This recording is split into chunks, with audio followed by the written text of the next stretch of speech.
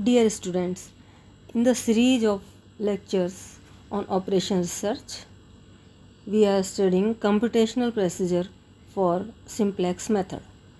In last lecture, we have checked that our basic visible solution is optimal or not.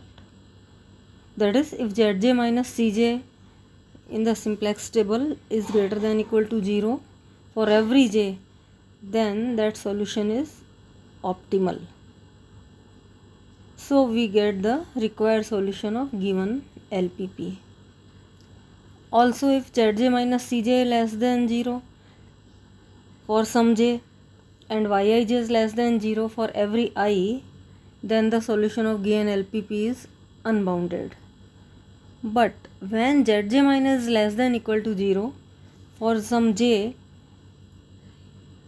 and all Yij not equal to 0, the solution is not optimal. In this case, we have to improve our initial basic visible solution to get better value of Z. So we have to transform first simplex table to new table, for which we follow the steps given here. Number 1, to fix the entering vector.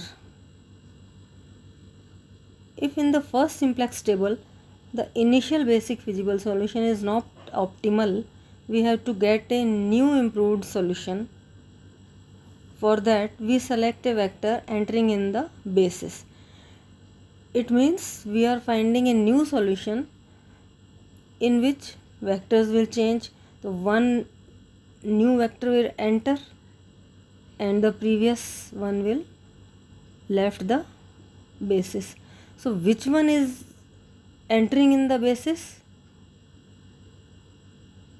For that,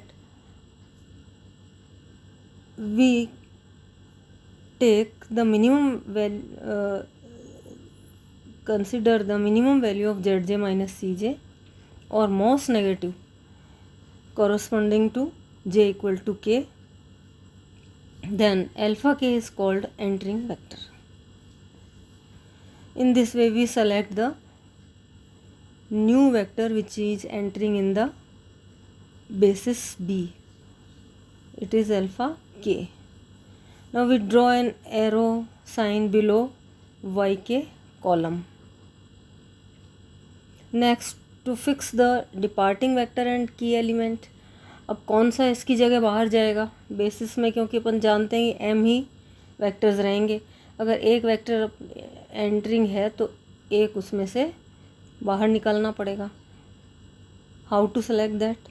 if alpha k is entering vector, then departing vector is decided by the formula minimum of I xbi upon yik for yik greater than 0.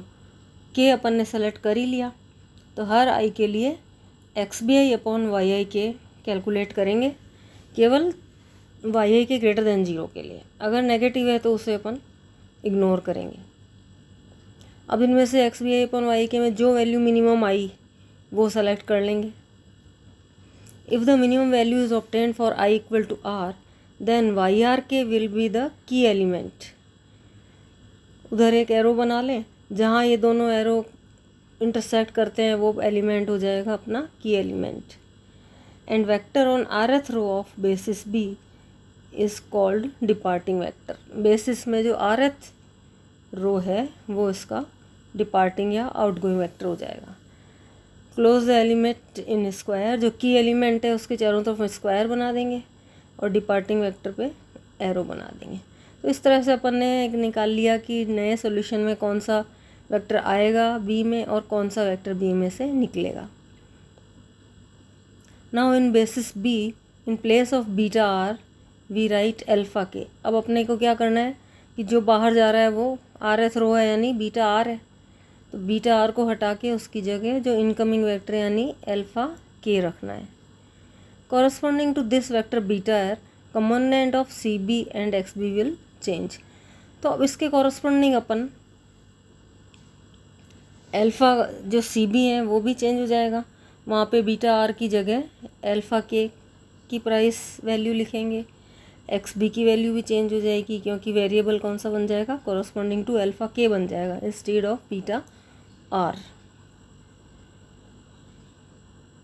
So in new simplex table we write then changes and for remaining columns. तो ये change तो अपने को करना ही है। अब इसके अलावा क्या चेंज होना है, अब अपने को ये ध्यान रखना है कि जो अपने बीटा 1 बीटा 2 बीटा एम थे उनके कॉरस्पॉन्डिंग अपन एक वो बना रहे थे एक यूनिट मैट्रिक्स। लेकिन अब जो अल्फ़ा के आया है वो यूनिट वेक्टर नहीं होगा, उसको अपने को बनाना है यूनिट वेक्टर। तो वो कैसे बनेगा, जो की एलिमेंट है उसको अपने को 1 बनाना है। तो क्या करेंगे, dividing this row of previous table by key element, rth row को की एलिमेंट वाई आर के से डिवाइड कर दें जिससे वो बन जाए 1 और उस कॉलम के बाकी सारे एलिमेंट बन जाए 0। तो क्या होगा, ये अपने यूनिट वेक्टर बन जाएगा और बी अपना फिर से यूनिट मैट्रिक्स बन जाएगा। और for other rows we make the column y i k unit vector with y r k equal to 1 by using different row transformation. तो यहाँ रो ट्रांसफॉर्मेशन लगा के अपने को की एलिमेंट को 1 और बाकी सारे एलिमेंट्स को 0 बनाना है। तो इससे अपने को एक नई सिंप्लेक्स टेबल बनेगी। अब उसके बाद again z j minus c j calculate करना है for every j and check it for optimality. If the solution is not optimal we repeat the process till we get the optimal solution. यानी z j minus c j अगर सारे positive आ गए तो समझ लेंगे कि यही अपना आंसर है।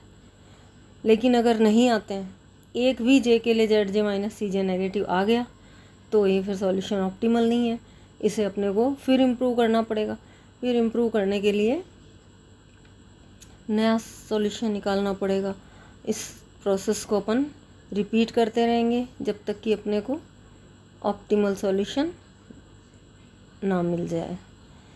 तो ये प्रोसीजर है किसी एलपीपी को सिंप्लेक्स मेथड से सॉल्व करने के लिए। अब नेक्स्ट लेक्चर में अपन एक एग्ज़ाम्पल लेंगे जिससे आपको क्लियर हो जाएगा मेथड। Thank you.